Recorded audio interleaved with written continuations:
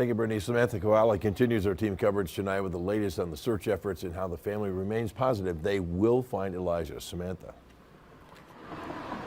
Bill, hope is what has been keeping the Vue family positive during this time. Elijah's aunt telling me that they have to have hope to continue searching. The confirmation of Elijah's blanket being found was just the thing they needed to keep going. Su Zhang, who is Elijah's aunt, telling me they appreciate the love and support coming from the community during this time.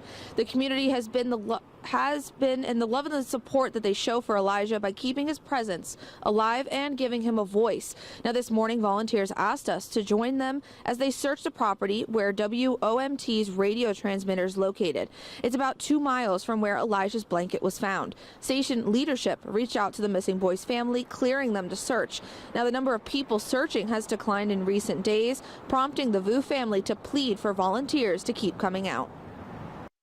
You know, we understand that life goes on, and the weather, does play a factor along with the other variables.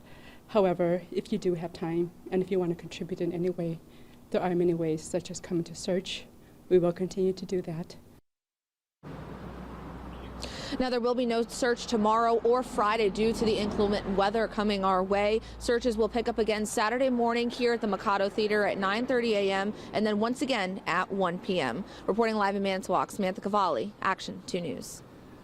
Samantha, thank you. To see our complete coverage of the Elijah Vue case, you can head to our website and search wvay.com/Elijah.